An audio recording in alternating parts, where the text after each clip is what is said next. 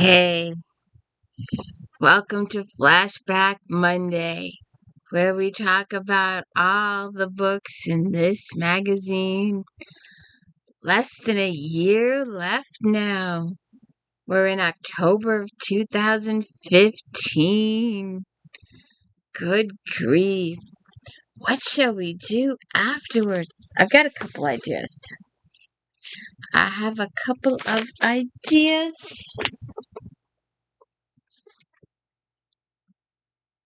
So,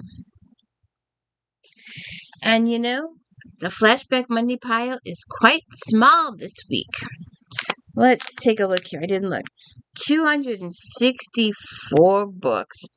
Even at that low number, because they usually do like 300 or over 300, this magazine still covers more books than any other magazine today.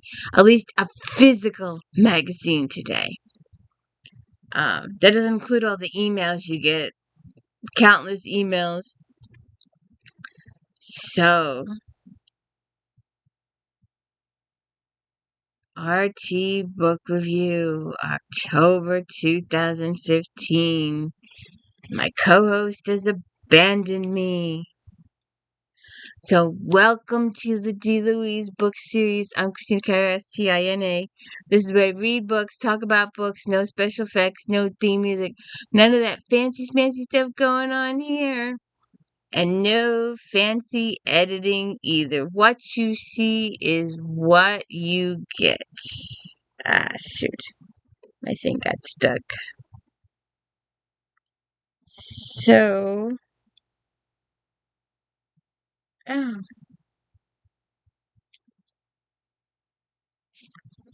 shall we get started? I think we're doing Miss Hunter this time. We'll have to look. Index. And you can't buy this magazine today. It's out there. I think Lindsay McKenna is one of our things today. I think. We always start with Regency, and we have some Harlequins today. Oh, and this is what I liked. And I'm still trying to figure out why I did all this writing. Because I'm pissed off at myself for doing all this writing. But if you were reading a series, and I'm a series person, they would tell you where the new books were in the new series.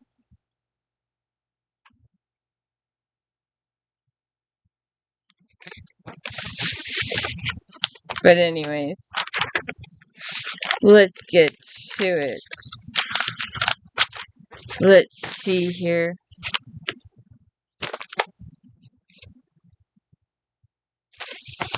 My Leaning Tower of Pisa. Oh, look.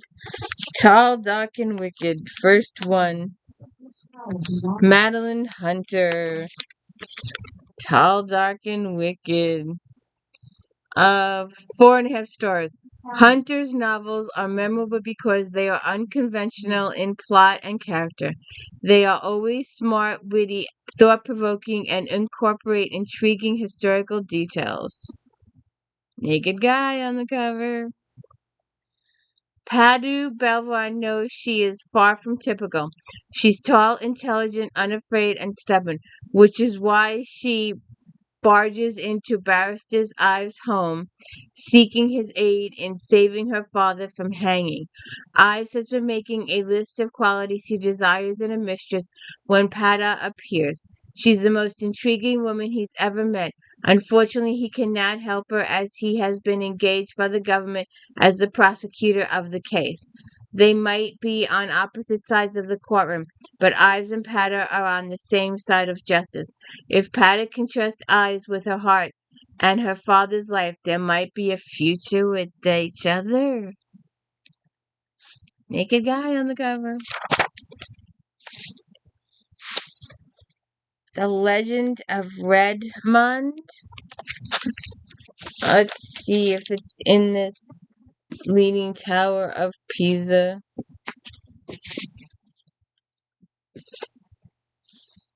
Let's see.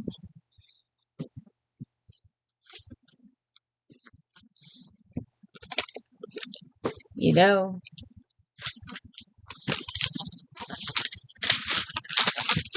a person really could get more organized when they do these things.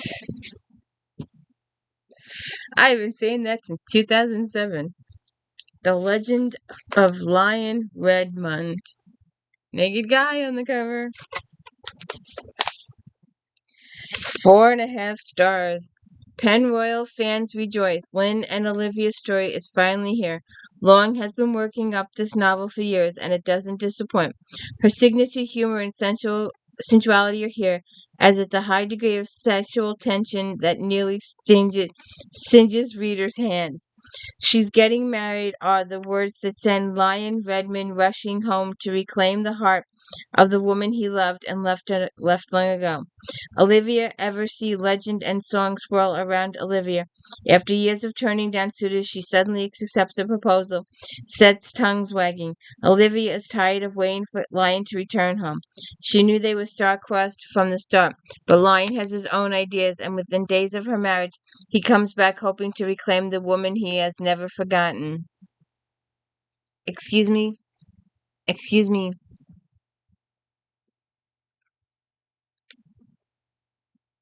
Within days. Okay, so the marriage has yet to happen. Okay, I read that wrong. Within days. Okay, there we go. See what happens there. Let me just fix this just a little. Okay, so I don't think this. Oops, now I did it. No, I did it. I don't think I saw this. I don't think it came through. Yeah.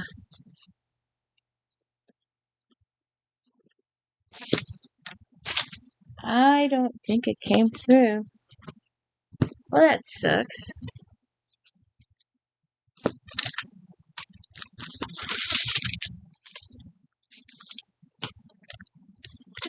Because I'm pretty sure it's not a hardcover. And with the amount of what you call it, Susan Enoch books I own, you would think I would have it, but I don't. Oh, wait a second.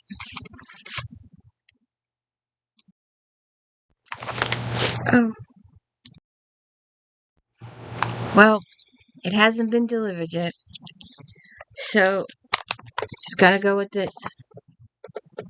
Some Like It Scott, with a naked guy on the cover.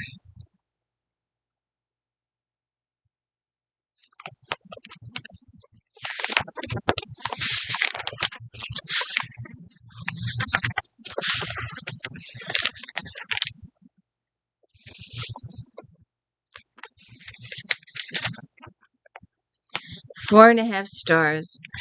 Regency Scotland. There's nothing quite like Enoch's scandalous Highlanders, and none so captivating as our latest hero, whose strong, vulnerable sensuality makes him a delicious Scotsman. Enoch makes sure he meets his match, and readers are gifted with an emotionally, wonderfully memorable romance.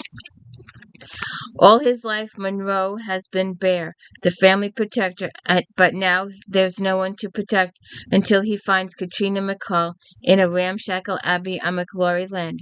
Katrina is hiding her sweet, naive sister from an unwanted marriage. She has no compunction about threatening Bear with her sharpshooting skills, but he's not scared away by a wee lass. Soon he's delivering blankets and food, offering comfort and protection. Katrina has never needed anyone before and cannot fathom Bear's motives, but she is quickly falling in love with him. However, Clan MacDonald has other plans for McCall women, placing the McLarrys and McCalls in grave danger. See what happens there. Um, Last Chance Christmas Ball. Miss Putney and Miss Joe Beverly are my authors. I just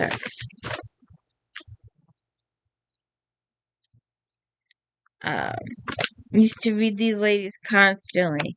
The bloggers known as the Word Wenches return with another collection of holiday novellas seamlessly blended into one wonderful romance. Each author's unique style and storytelling talents are at their best, gifting readers one scrumptious treat after another. The same plot threads and characters weave in and out of each tale, growing with joy and romance of the Yuletide. Joanna Byrne brings together a most unusual pair of jewel thieves who find meaning in the words, "My love hath my heart." A Scottish Carol brings together Susan King's Dr. Seton and his student in a touching tale of lost love and femme. Somehow, Patricia Rice adds a pair of talking mice into the story of a spinster who finds the most surprising holiday gift when the long missing owner appears in her home with Christmas locks. In Putney's In the Bleak Meadow, it is proven that true love heals all wounds, and many more. What do you think? Naked girl on the cover.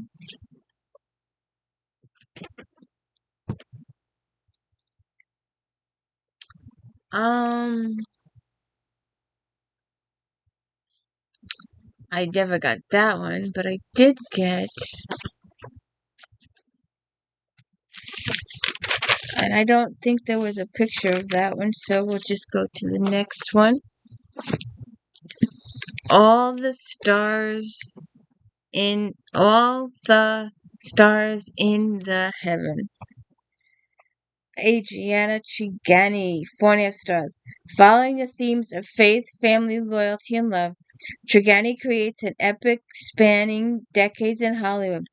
Based on the life of award-winning actress Loretta Young, this novel's strength is not in its tell-all aspect, but in its genuine characters, especially Alda Ducey. Trigani's effective prose presents readers with you are there experience, and though some may find fault with the changes to Young life, such as in her relationship with Clark Gable, they will still be in awe of Trigani's writing. Sister Aldi Ducey does not fit into the convent, and when asked to leave, she is sent to Loretta Young as her secretary. Loretta is a vibrant 20-year-old who has been in movies since age 4. At first, Alda is unsure of her place in Tinseltown, but Loretta's kindness and her own depth faith ease her into this new life. Working on set, Alda meets Luca, a young artist who becomes the love of her life. During the making of The Call of the Wild, Loretta meets the charismatic Clark Gable. Gable is smitten with Loretta, and though she knows it's wrong, they begin an affair that ends in pregnancy. Hiding the pregnancy is difficult, but Loretta finds ways to be with her daughter and avoid scandal. Loretta moves through several marriages and glamorous careers with Alda at her side. It is their friendship that makes hardships, love, and loss bearable.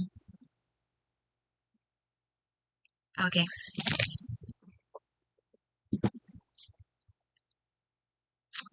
Alright. Where is. Oh, I didn't. Let's see.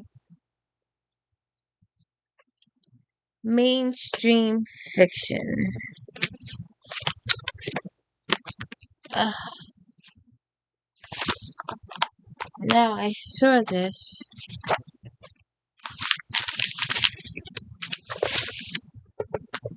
You know, I keep saying, if you put the books in order, you wouldn't have this problem. But no, keep piling them up. Ellen Hildebrand, Winter Stroll. Friend stars, this larger-than-life sequel will knock your woolly socks off. The celebration of Christmas and the magical season itself becomes the Quinn family and invites the reader to join them during the most festive time of year. The East Coast is brimming with so many stories to tell, and the author weaves the many tales throughout this complete magical novel that overflows with family ties and romance loaded with drama. Kelly Quinn is the new owner of the Winter Street Inn in Nantucket. He believes that his holiday season will be the best yet, but everything seems to come to a halt when Kelly's ex strolls in with a new man, which turns out their joyous mood sour.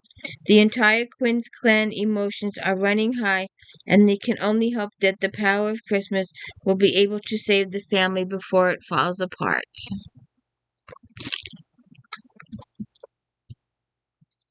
I didn't get the idea they were in trouble there at the beginning.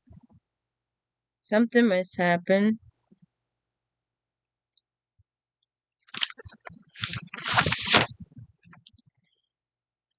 Pretending to dance.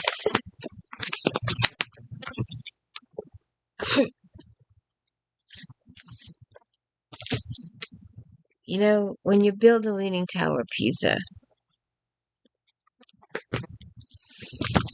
don't put the book you need at the bottom of the pile. uh, 4.5 stars. The author of Silent Sister delivers another emotionally riveting page turner in Pretending to Dance, a story about coming of age, coming apart, and coming clean. Weaving past and present, Chamberlain analyzes the complicated love of a family bolstered by psychotherapy but haunted by debilitating disease and painful secrets. A book rich in relatable characters and moving scenes, this stunning tale will linger with readers long after the last page. Stuck on the agonizing roller coaster of infertility and adoption. Been there, done that. Molly faces questions she'd rather not answer. Why does she lie about her parents? What happens to destroy the safe, sheltered world she called home? She's afraid her husband will leave her once he knows the truth, but how long can she continue the deception? What is she hiding?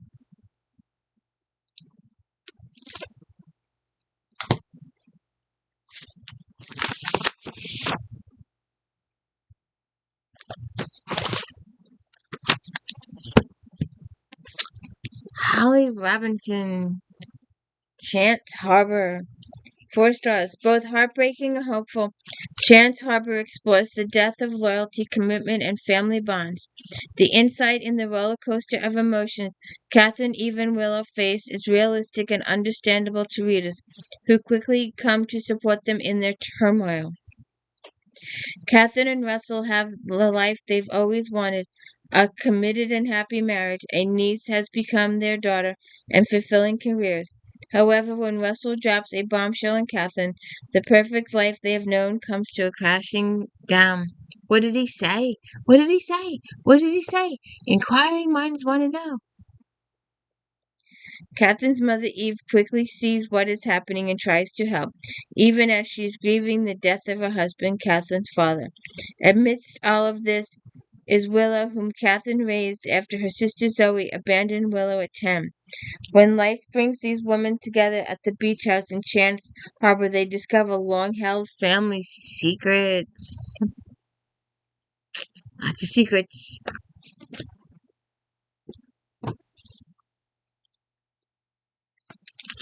And I think, yep. You know, I looked for this book and I looked for this book and I looked for this book. I was like, I know I have this book and I can't find it. Oh, it's driving me crazy. I know this book is in this house somewhere. I just can't find it. I know I've done it for um, one of the if thens. Six Crows. I know I've had it. I know I just had it not too long ago. It reminds me of the Game of Thrones chair, upside down. Ah, Leah Bardug, Six of Crows.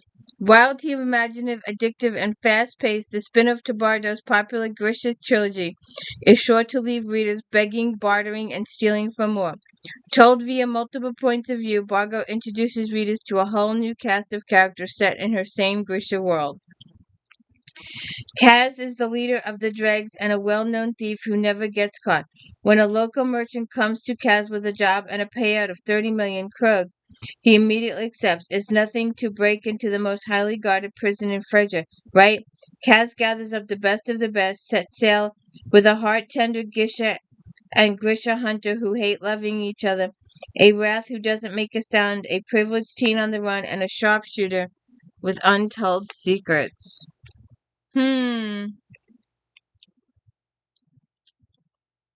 You know, the one thing that's always bothered me is that the teen section of this magazine has no index. Look, Sharon Cameron. The suspense kicks right off in this action-packed tale, quickly wrapping readers up in drama. Even impressive is the novel's futuristic Paris setting, which eventually resembles the past. You'll enjoy dissecting Cameron's world's multiple plot lines. Let's see if I can get this over just a little. There we go. Under Alman's rule, anyone who does not fully adhere to his laws will be sent to the tombs of the sunken city, a long ago known to Paris, await public execution at the razor, unless they are lucky enough to be rescued by the swift Red Hook. Just back from a successful mission, the Red Hook removes her disguise and heads straight to her engagement party. Sophia Bellamy only promised her hand to Renee Hazard so she could save her family's property. But when Renee's cousin LeBlanc, the city's Minister of Security, shows up at the party, he unknowingly comes face to face with the one whom he is searching for. Does he know it's her? That's the question. Oh, I couldn't get a couple of these. And I was so pissed off that I couldn't get them. And I don't think there's any.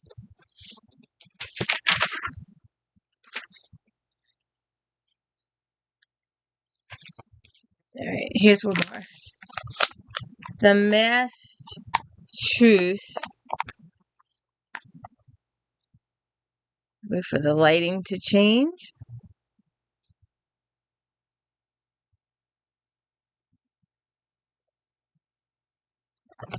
Oh well.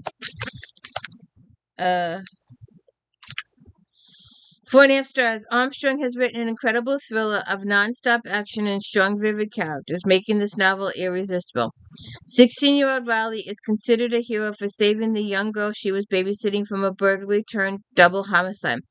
Haunted by PTSD, at the insistence of her mother and therapist, she agrees to attend a weekend therapy getaway. Max knows he'll never be normal again, but that doesn't mean he wants to share his feelings in group therapy. Intrigued by Riley, whom he knows from group session, he agrees to attend the weekend therapy treat. When everything goes horribly wrong, when the three masked men take the group hostage, it seems like violence is determined to follow Riley. Max knows he can't be counted on in a crisis, no matter how much he wants to be the knight in shining armor. So he probably will be the knight in shining armor once he gets over his guilt or whatever he's got to get over. Now, this guy, he's been around a while, and his Dresden Files are awesome. The books themselves are awesome. Read the books. Do not read or listen to the audiobooks. The audiobooks, James Marsteers, I think he Spade from the Buffy series. And let's say there's no car chases in this book, but I'm just saying, it's magical. It's witchcraft. It's wizardry. and there's action happening on the screen. And things are exploding. Bang, bing, bang, right? There are things exploding over there. Yes, Jim walks this way, that way, this way, this way. It is so horrible.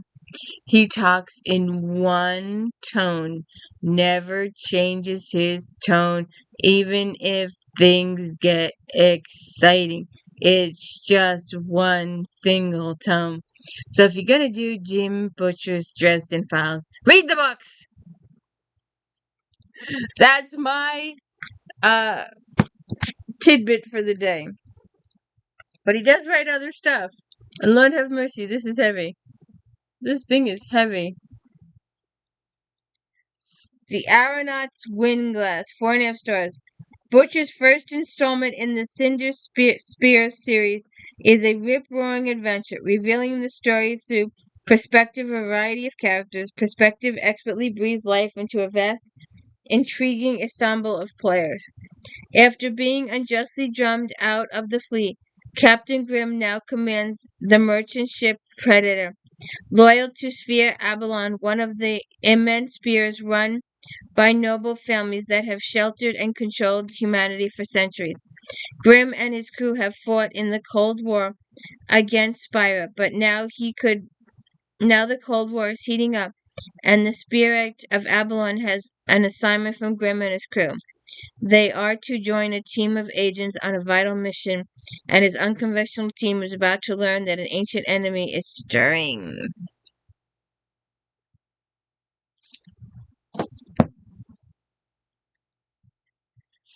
Uh, um,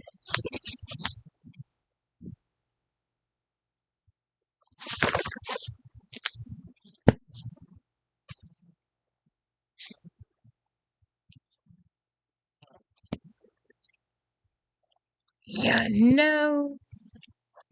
I must say this about 20 or 30 times every time I do this. If you'd put the books in order. Ah. Lori Ann Gilman, Silver on the Road. 4.5 stars. Silver on the Road takes an underused setting for fantasy, the American West, and uses it to explore coming of age, the limits of power and responsibility, and the importance of mingling compassion and justice. When Isabel turns 16, she must choose the rest of her life's path. She agrees to be trained to ride the West as the devil's left hand. As she travels, she encounters an evil force that threatens the land and everyone in it. As the left hand is Isabel's job to protect the territory. But how can an untamed 16-year-old girl possibly take on a homeless monster?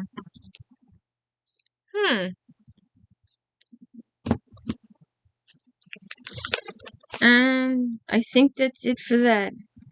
Alright, on to my favorite section of the book magazine. We have been reading some Heather Blake. We'll do some more Heather Blake at some point. Ghost of a Potion. 4.5 stars. Blake weaves a magical tale of intrigue and mystery, throwing ghosts who are asking for help, and Carly is more than determined to solve this case to make them all go away. Local witch Carly Hartwell dislikes Halloween, as this is when ghosts are able to speak to her. This year, she's being forced to attend a town's local costume ball because her detective boyfriend Dylan's mother Patricia is on the committee that planned the gala. While at the ball, Patricia is found standing over the body of a local architect with the murder weapon. Carly decides to help Dylan clear his murder's. People always do that. Like, oh shoot, there's a knife in you. Pull it out. Oh, you must have done it. Yes, ma'am. What? What did I do? Don't you bite me. Get me a doggy. Get me a ruff ruff. I don't know why I did that. We've seen this one before. We've seen this a few times. Cozy Dog Days of Summer, maybe? Cozy Christmas, maybe? Lauren Berenson, 4.5 stars. Berenson's charming series continues with the Melanie Travers involved in another mystery. This book is filled with sympathetic characters and fascinating details about the dog circuit. When the headmaster of the private school where she works appoints Melanie to be the chairman of the school's Christmas bazaar, a week before it's to be held, she doesn't know if she can pull it together. It's the most important fundraiser of the year. Everything is a great success until a prize dog goes missing and Santa Claus is found dead. Oops. Not good. Um.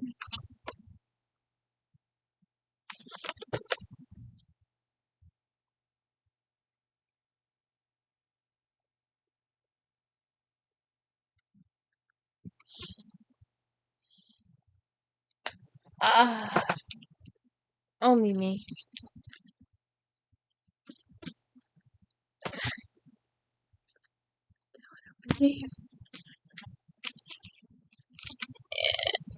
Put these back down here.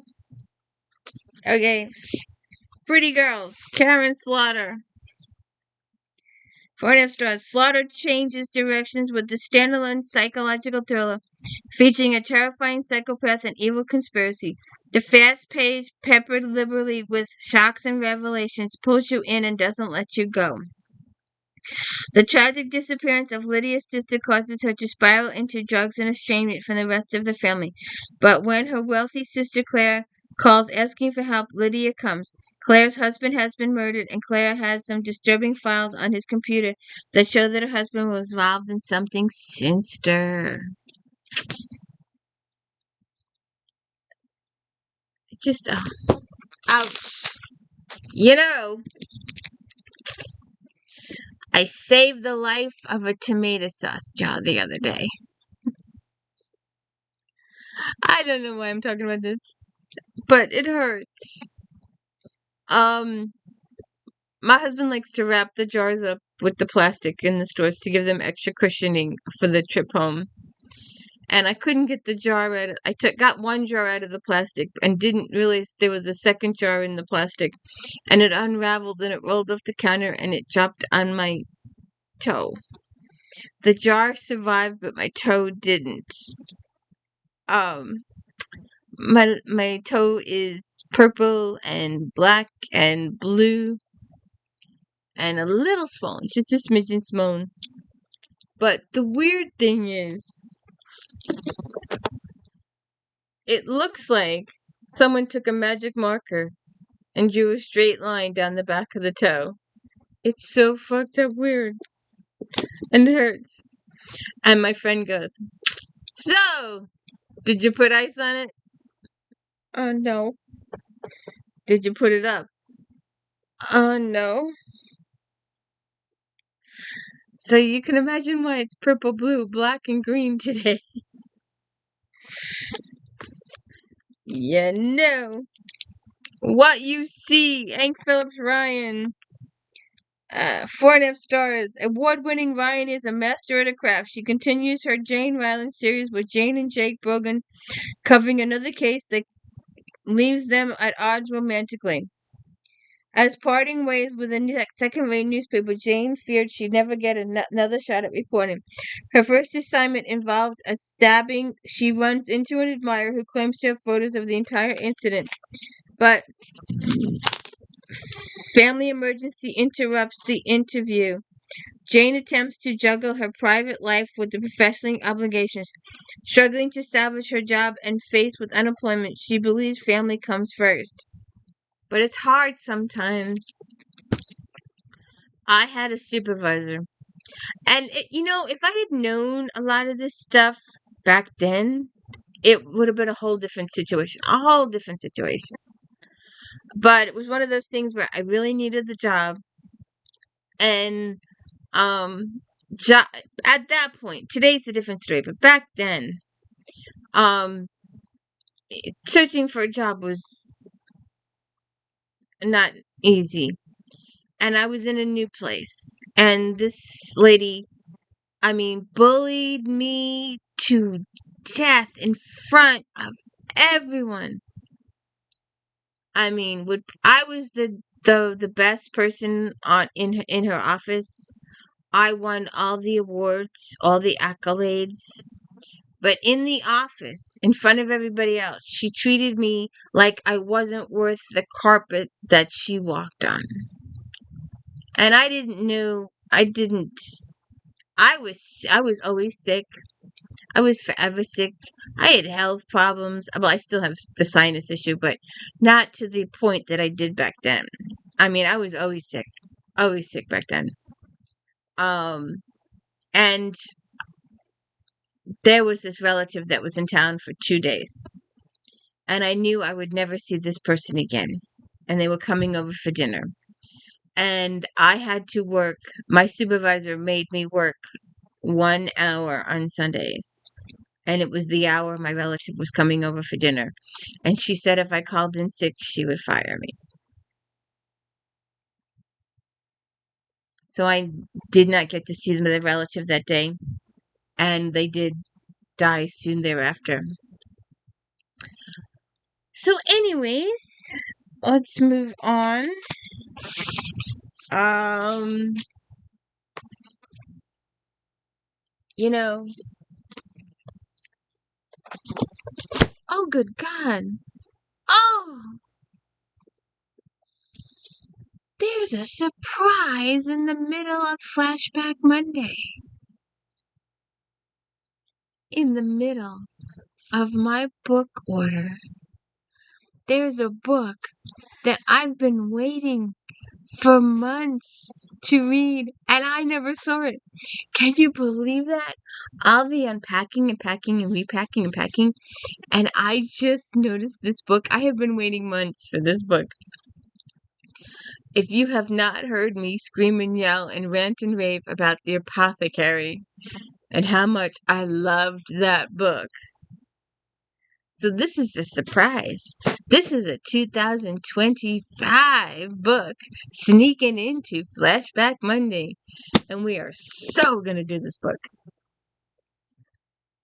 So look for this review in a couple of days. I'm going to finish Flashback Monday, and I'm going to sit down and start reading this book right away. I didn't even realize this was in the pile. Ah! Let's just do this one real quick. We are going to sit down and read this. Look how small this is. This isn't going to take much time at all. Darn it.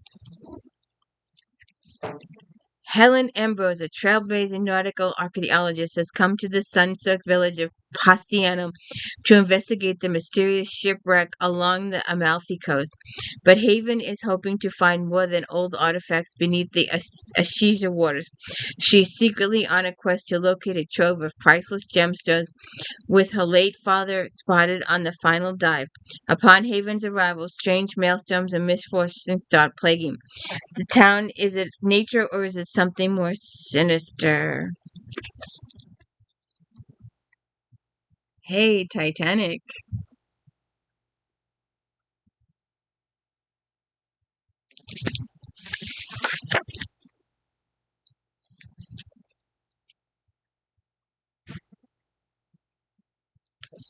What do you think?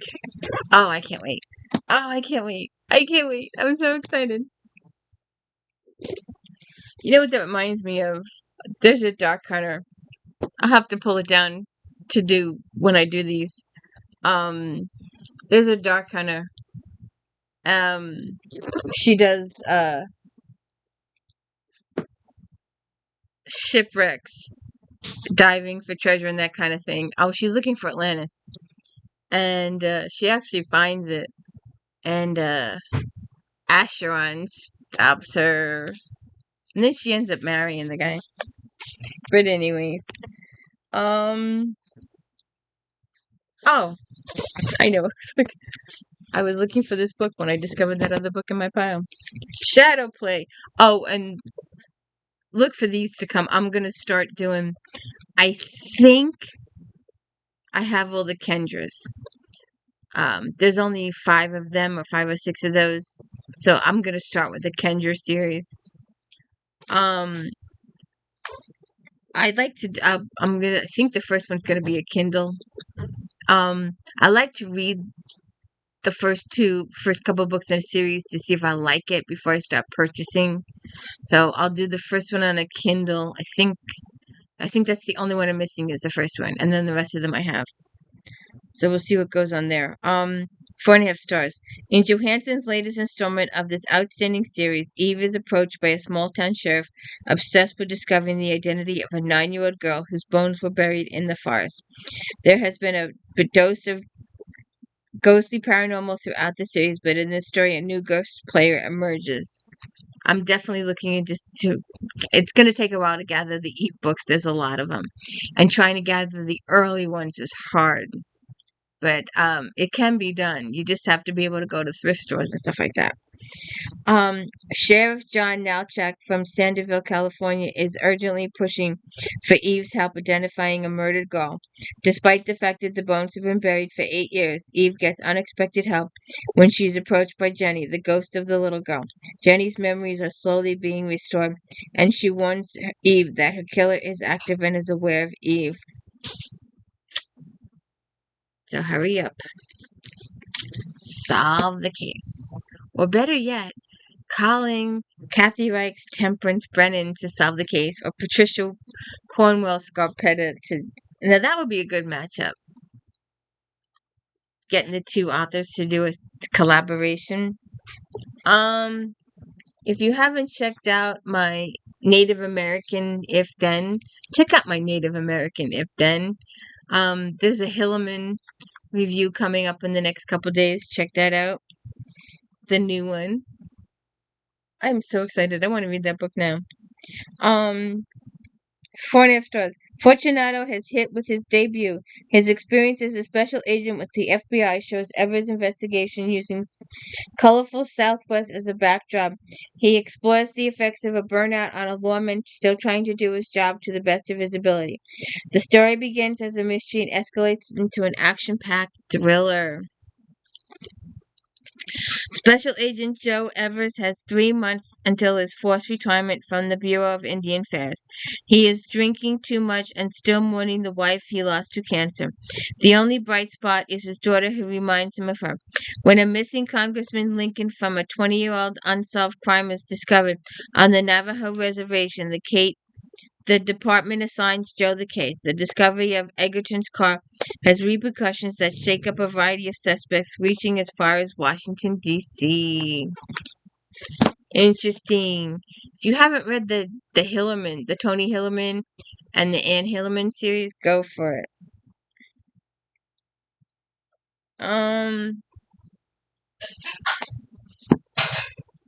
Fake paw, faux pas, sleepy, sleepy kitty, sleepy kitty.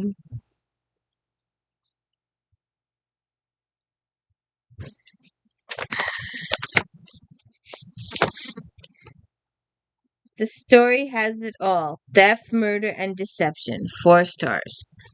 Kelly will have readers wondering what will happen next. Kathleen is bent on finding out who committed these crimes, and with the help of her magical cats, Owen and Hercules, she'll wrap up this case in no time. Librarian Kathleen Paulson is excited that her library has been picked to host an art showing. Everything seems to be on schedule until the body of the curator is found and one of the exhibit's most valuable pieces turns up missing.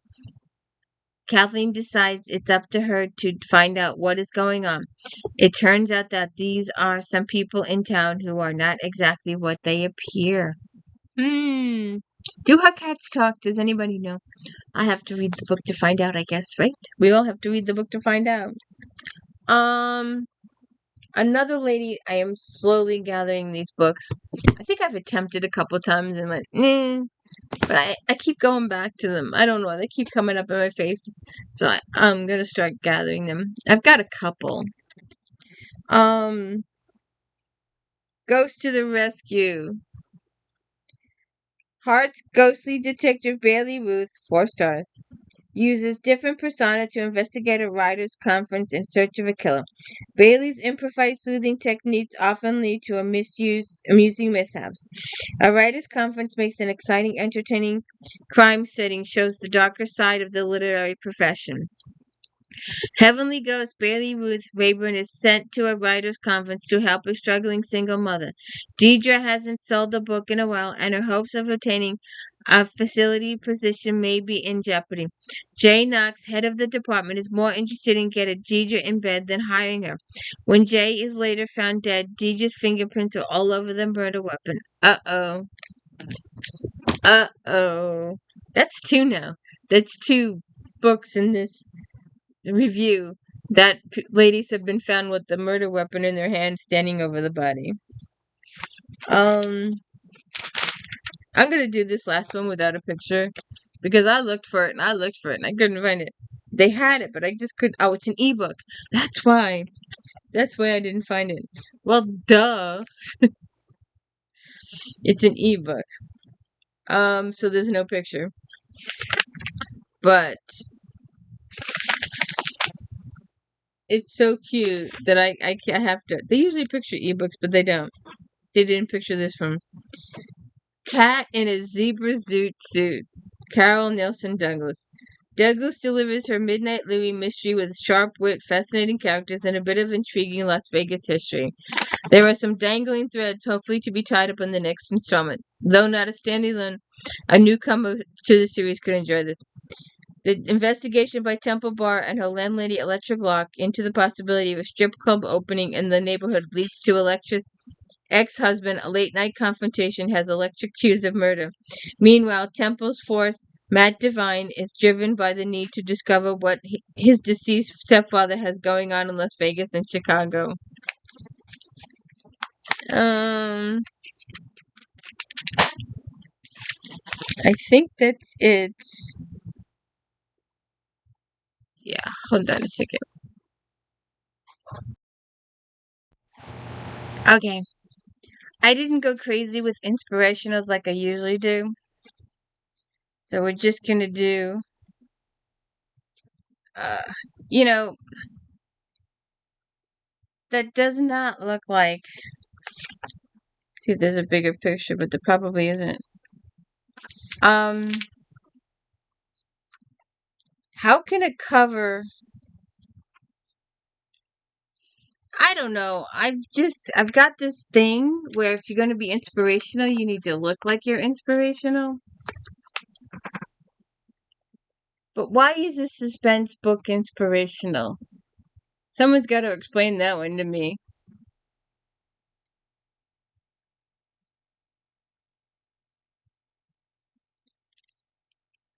Vendetta, Lisa Harris, top pick, 4.5 stars. A thrill ride from start to finish, the first book in Harris's Nikki Boyd Files series is filled with twists and surprises. This is exactly the kind of suspense novel that readers are looking for. So what makes a suspense novel an inspirational novel?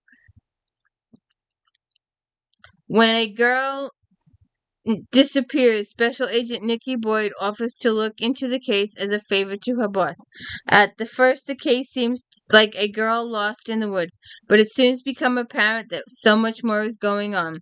Polaroid photo is found on the scene, reminding Nikki of her own sister missing for 10 years. As the similarities start to add up, Nikki and her team once again race against time to find the girl and hopefully discover what happened to Nikki's sister as well. And The Respectable Actress. That's the one next to it with the girl on the cover. 4.5 stars. Dorothy Love. A great historical romance with a gothic vibe that also has mystery and murder. Characters are well thought out. Some are hiding secrets and will do whatever they must to keep those secrets. And some characters will do what they must to get closer to the truth. Savannah, Georgia, 1870. Actress India Hartley is barely over the loss of her father, and now she is being faced with the murder of her co-star Arthur Sterling. She knows she didn't do it, but no one seems to believe her. Philip St. Clair, the best lawyer in Georgia, has been hired to defend her and get the charges dropped. He believes the only way to achieve this is to spirit his client off to a plantation on St. Simons Island where they will not be mobbed by the press.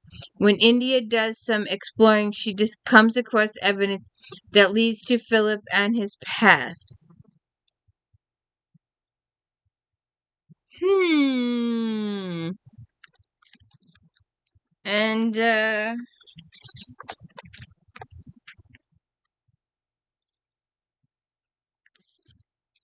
the end begins and streams of mercy. Are we ending the world? Again, what is an inspirational book ending the world for? Oh, there it is. Look. I'm telling you. Does that look like an inspirational book to you or what? All right, now we're back to those two.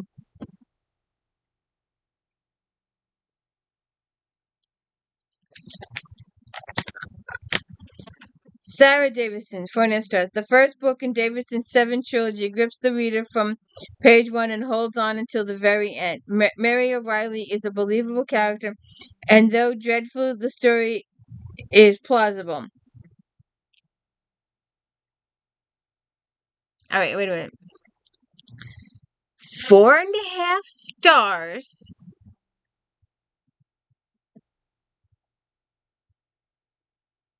Though dreadful, the story is plausible. Okay. The events unfold in a forward-moving way that allows reader to sympathize with Marin and Jesse and understand the dilemmas they face. After a carefully executed bombing of 7 mosques around Canada, an extremist Christian group claims responsibility and plunges all Christians into a military state. As events unfold and the restrictions against Christians increase to the point of even outlawing the Bible, Marin O'Reilly knows she must stand up and fight for what she believes in, as she begins to fall in love with a Canadian soldier who was supposed to be watching her. Okay. Alright. Streams of Mercy, the other book. 4.5 stars. Characters are very well thought out. They have big hearts and help those in need and don't expect anything in return. See? Inspirational! Angie has recently returned to Blessing, Norway. Angie left even though her in-laws protested that she stay with them, because Norway is just not where her heart is. Settling into routine life, she raises her children, teaches at the local school, and writes articles for the newspaper. She is happy and content with her life when tragedy strikes. She takes over the newspaper and finds a kind soul in the owner of the printing press and wonders if there could be more than just friendship. When a newcomer arrives and puts his expert carpentry skills to use, she catches his eye, and Angie is torn between her loyalty to someone who needs her and the chance at a brand new life. So those were those two. And our last inspirational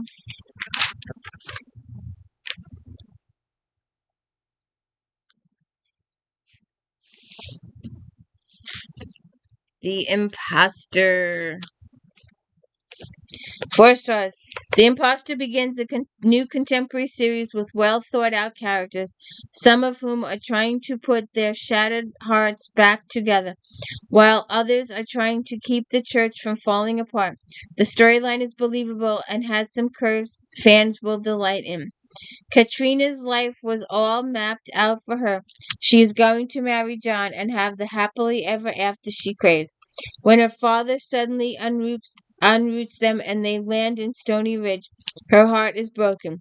Then, when she learns John has married someone else, it shatters.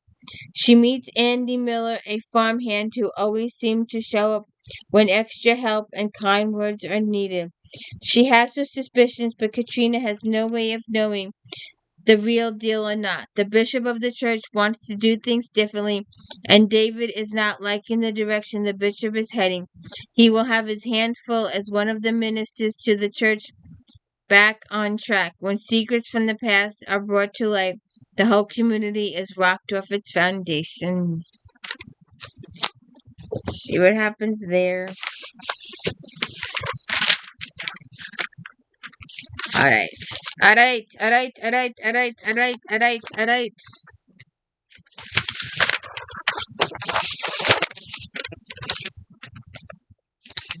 Oh.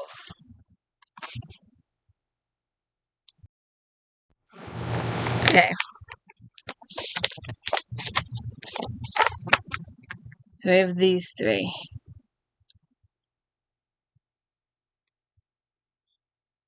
Hey, naked guy on the cover.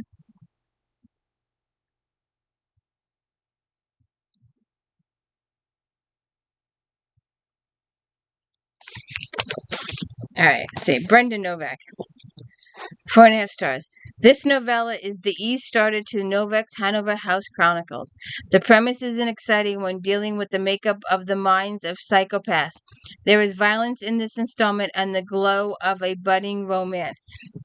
Psychiatrist Evelyn Talbot's sole purpose is to study psychopaths and what drives them to commit their crimes.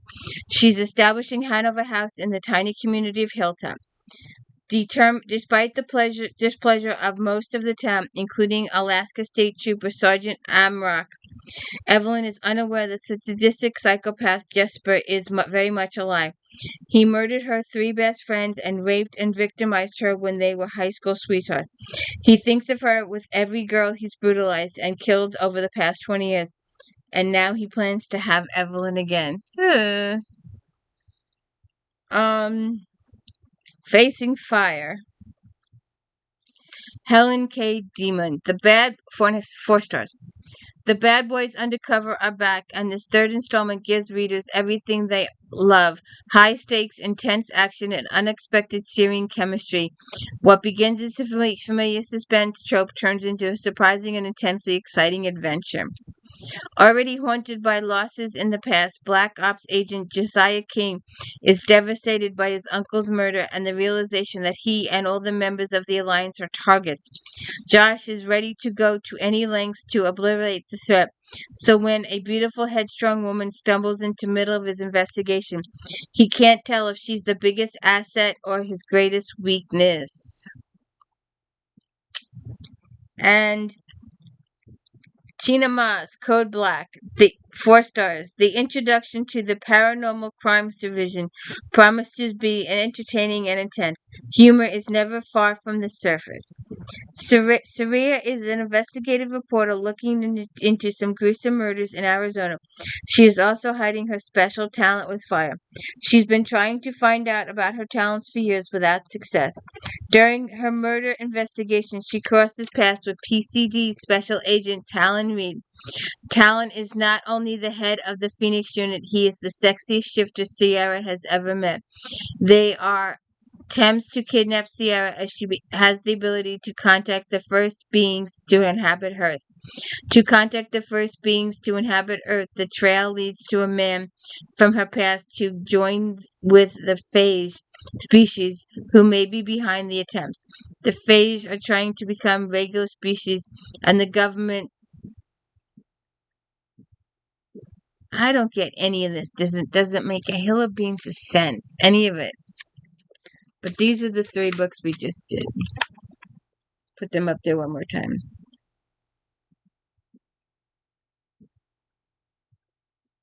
I didn't get it. I didn't get it. Alright, now. We are currently doing Stephanie Lawrence Sinsters. Please go check out. We're doing every single one. Well, most of them. I don't do the Barnaby Adair ones. I did a couple of the Gooses, but we skipping all those. But we are going through all of the Sinsters. We are going through all of the Bastion Club. We are going through all of the Black Cobra Quartet. And we will end with the Buccaneers in December. And then after Christmas, or maybe that Saturday, the following Saturday, depending on how long the Sinsters last, but I'm pretty sure it's till Christmas. We're going to start with my Comfort series. I didn't read them last year because I'd done them the year before and I didn't want to do the series twice on the channel. And I've decided I can't live without my comfort series. So we're reading the Sinsters. Once we finish the Sinsters, we're going to read my baby. We're going to read my comfort series. We're going to be reading J.D. Robb. My Eve Dallas is a lieutenant in the police and security department of NYPSD. Her husband is Rourke. Mavis is a rock star, also her friend. Leonardo is Mavis's significant other for a time. Peabody is her aide, her future partner. McNabb is Peabody's significant other and is also detective in the electronic division. Feeney is her former mentor, and he's now captain of EDD. Whitney is the big boss. Mira is the shrink. Nadine is our reporter friend. By this point, Charles and Louise have met too.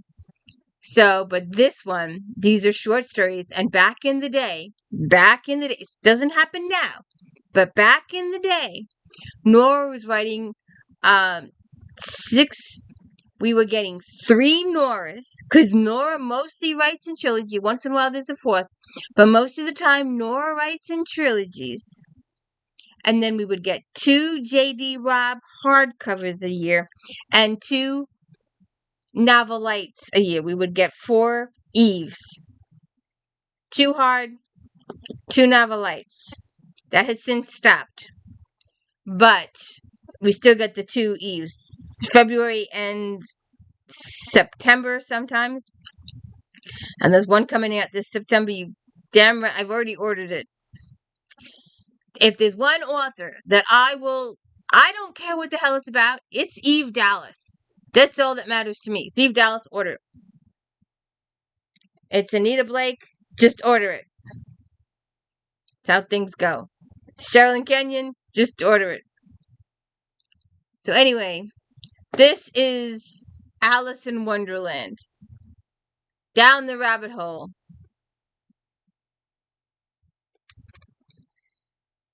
This year, for their annual joint anthology, this talented group of authors whose Alice in Wonderland as their inspiration join the adventure as these storytellers take readers on journeys that are touched with paranormal.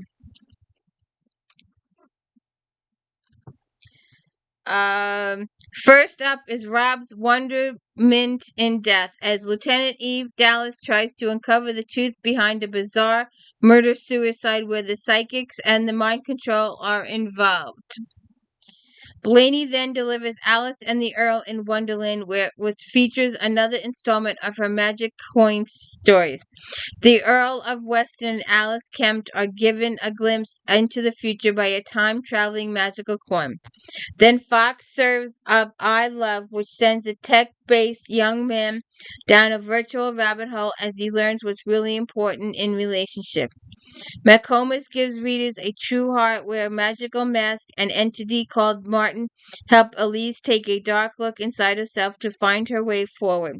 Finally, Ryland confesses with the fallen in an attorney. Beth Campbell travels in time to discover the legend of the Beast of the Highlands. My Eve Dallas. Alright, on to contemporary romance.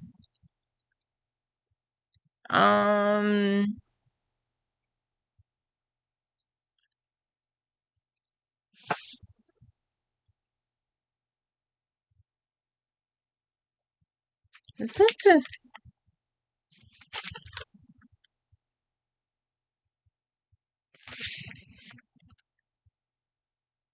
No, okay.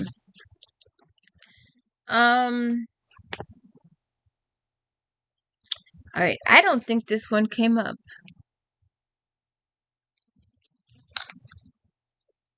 So we're just gonna skip it. Alright. Unless there's a picture. Let me look. Oh, sorry.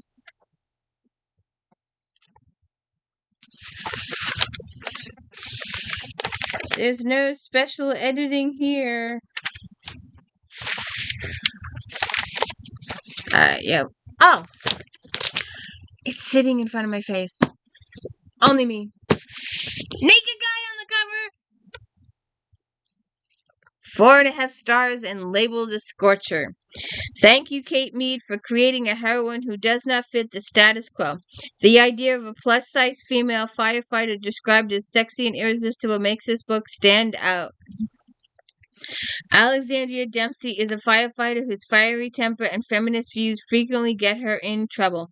Her most frequent foe is Mayor Eli Cooper, a man who is in a re-election year and who doesn't think female firefighters are a good idea. When Eli and Alexander get trapped in a burning building, they reluctantly rely on each other to escape. The incident causes Eli's popularity among the blue-collar workers to soar, prompting his publicist to suggest the mayor and the firefighter start a fake relationship to ensure the mayor's re-election. That the attraction has been building and for months explodes when these two finally stop resisting their feelings for each other.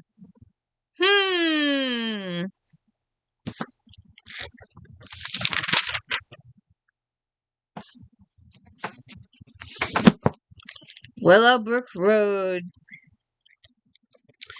4.5 stars. You will immediately come to the conclusion that this is Wood's most poignant work to date. This novel will help you remember your hopes, dreams, and aspirations as southern charm of the author's work shines throughout the flow. Carrie Winters has just returned home from Europe, but instead of achieving her high hopes of falling in love and having a successful career in fashion, she must face the O'Brien clan with a broken heart and empty wallet. Her life seems to turn around when she meets Sam Winslow.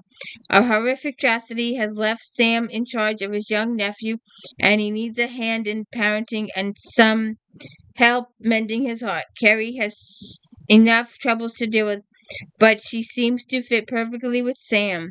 Is she willing to change her dreams for him?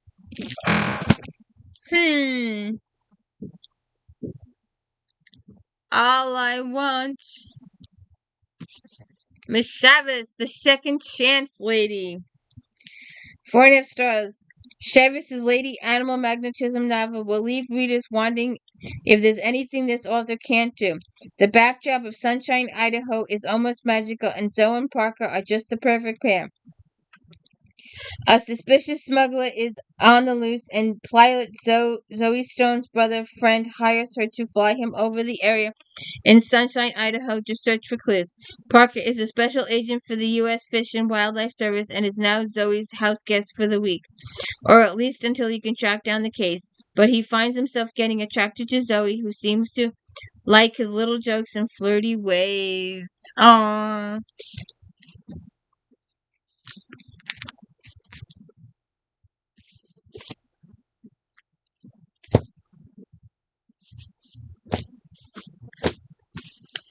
Snowbound at Christmas.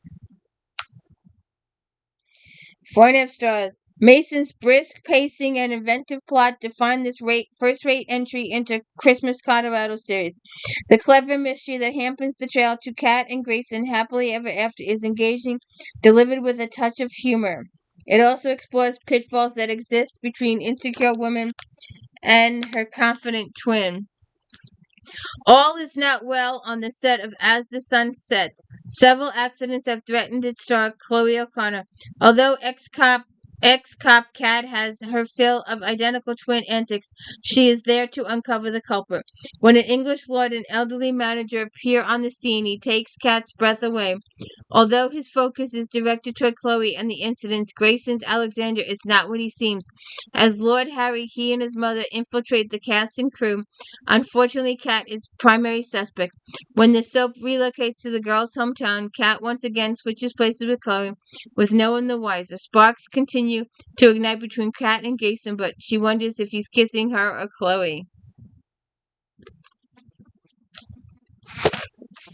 Should we use that for our twin saga?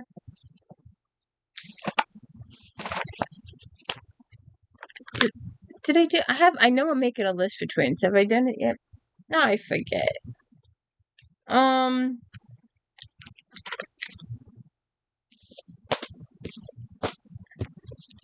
Knightsbridge. Christmas in Knightsbridge. Colin Niggers, 4.5 stars. Niggers returns to pristine, picturesque Knightsbridge is a heady mix of romance, mystery, and genuine Quabbin history packaged in an enchanting history to holiday tale. Feeling guilty for moving his grandmother to a senior facility, Logan Farrell is determined to fulfill her wish to decorate her empty yet memory-filled home for one last Christmas. Luckily, he's acquired the pretty new librarian's help. It's widow Claire Morgan and her young son's first Christmas in quaint Knightsbridge. She's hoping to make memories and leave painful ones behind, and she gets some unexpected Christmas spirit from a handsome big city ER doctor. So is he going to take her out of the home and let her see what he's done to her home? I don't know.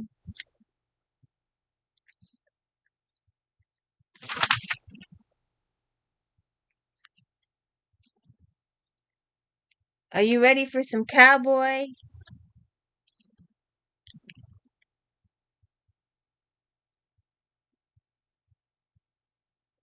Long Tall Christmas. 4 stars. The previously unreleased Christmas story from Janet Daly, a legendary contemporary romance, is simply heartwarming. This is the perfect gift for readers who want to get into the holiday spirit. Widow Kyle Wayne is facing foreclosure on her California home, so when her elderly aunt offers her a place to live back in her hometown of Branding Iron, she's thrilled. A surprising snowstorm blows in, and her dreams of a joyous Christmas for her kids seem unlikely. Shane Taggart is the last person folks thought would hang around to work his parents' ranch. While his father's gone, Shane is more than ready to sell land and explore the world until Kylie returns. The girl he remembers from high school is now a sexy woman, and his plans for the future suddenly change. Stay, raise a family. Where is that book? I'm trying to see if this book is. Uh, did I skip it?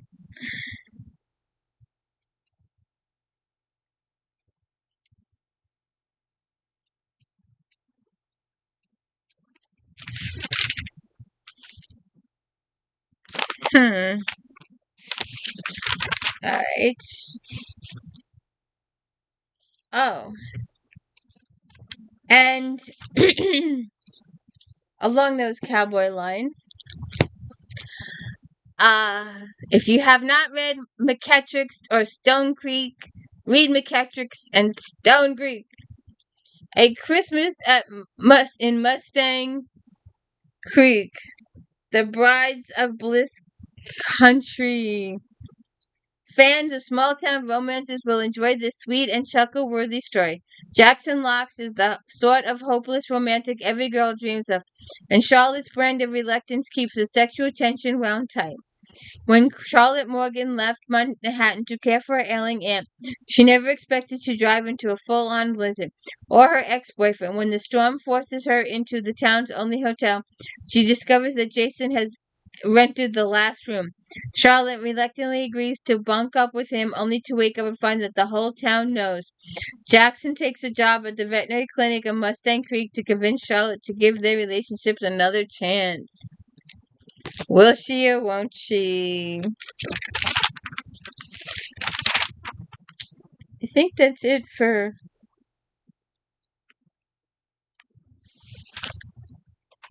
I think this was another.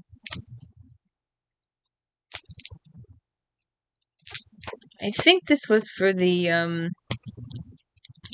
Uh, it's an upcoming. Yeah, this is not part of. Uh, another program, so that doesn't include Flashback Monday. Okay. All right.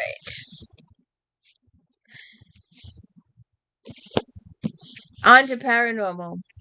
Heather Graham, The Hidden.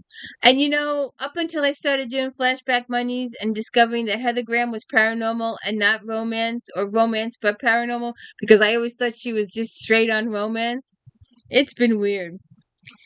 The Hidden. Readers of the latest Krug trilogy will be thrilled to see recurring character Diego McCullough have his story told, and continued involvement with the crew feels like a natural progression from their previous work on a case in Florida.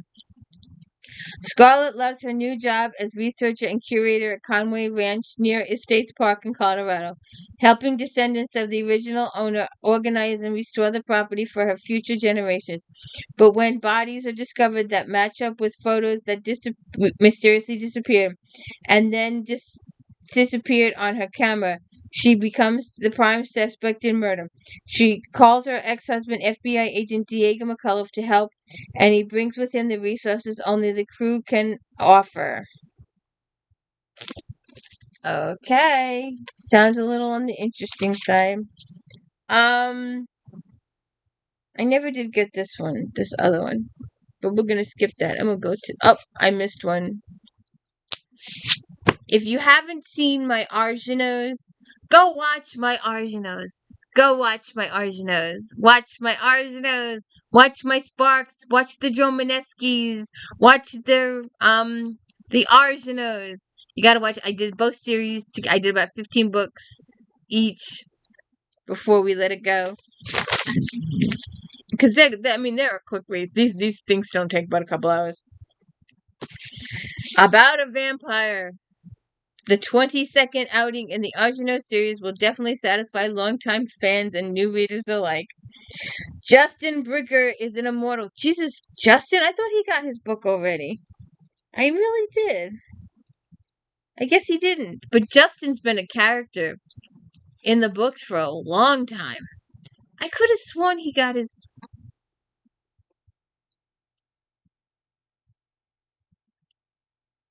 I could have sworn he got his girl already. I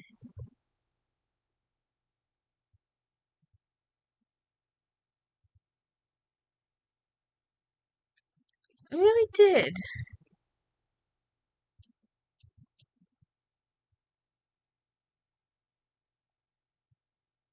Huh. Because he's been a major character for a while. Alright, Justin Bricker is an immortal with more than enough charm and good looks to get any woman he wants. But when he encounters his potential life mate, he's surprised that instead of running into his arms, Holly Basil runs right in the opposite direction and almost ends up dead in the bargain. The only way to save her from a life-threatening injury is to turn her into immortal, waking up with strange cravings for blood and a gorgeous stranger who insists they are life mates. Holly has to get over her shock and learn to control her new talents. I still could have sworn Justin had his own book already. Maybe he's just been a character for so long. I just could have sworn. Warriors of Fate, Deborah Mullins. The war between factions of Atlantean survivors in reaching a boiling point as the fight for possession of all three mystical power stones reached a climax. Gifted writer Mullins excels in immersing readers in an alternate world filled with complex and passionate characters. Warrior Adrian Gray has spent his life serving the council and his people, never questioning the orders he's been given. But when he discovers that Azrae, one of the extremist Mendi, whom the council fights against, is his long-lost twin brother Gadius, Adrian is shocked. Why didn't the council warn him about Azrae's true identity? Adrian's hesitation in battle with Azrae cost them dearly. True seer Tessa Montana is also proving to be a distraction for Adrian, as it appears they may be destined mates. Oh, and look! Naked guy on the cover!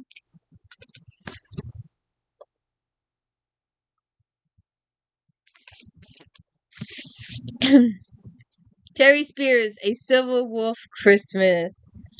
Only got 3 stars. Hey, naked guy on the cover. Spear revisits the Silver Lake Pack in the latest installment of a long-running Heart of Wolf series. A large cast of indistinct characters and complex mystery somewhat distract from Laurel and C.I.'s burgeoning romance. If info dumping via dialogue and repetitive in the narrative slow the story down. Oh, okay, well that's why I only got 3 stars. It makes it difficult to connect with the hero and heroine. CJ Silver and his brothers are back in Silvertown to reconnect with their pack. However, their homecoming is made even sweeter when they meet the new she-wolf neighbors. Laurel McIntyre and her sisters have come to this wolf-run town under the pretext of renovating and flipping an old Victorian inn, but their interior motive is to discover the truth about their aunt's disappearance 50 years ago. Eager to make Laurel his mate and entourage to his sisters settle down, CJ and his packmates help to solve the mystery and uncovers long-held family secrets. See what happens there. Uh, so then, let's do a couple of um,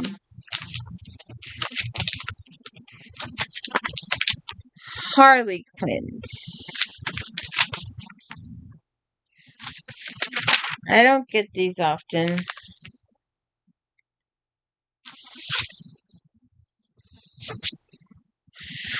4 stars. Frontier Engagement. Regina Scott. Alexandria Fosgrove is looking for a fresh start, but she's not sure things are working out in her new community. When Alexandria is offered another teaching position, James Whalen reluctantly agrees to take her. Things go away when they are robbed and stranded in the wilderness. To protect her reputation, James convinces Alexandria to pretend they are engaged. Could their pretend engagement become more? With wonderful characters and an engaging storyline, Scott pens another great frontier bachelor story. This is in really good condition. I don't think it's ever been read. Brand new. And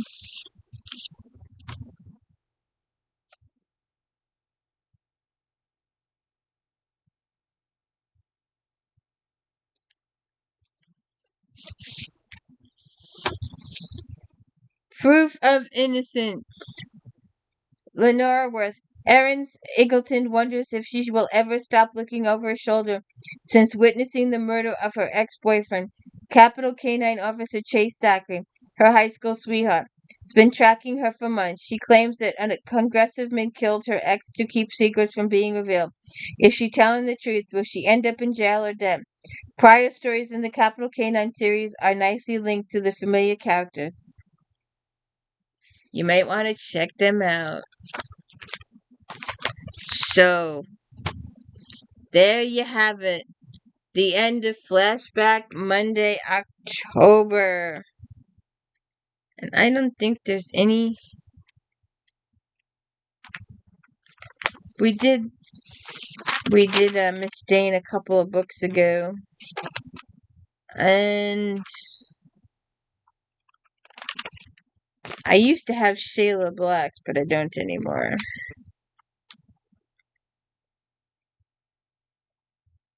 So, there you go. October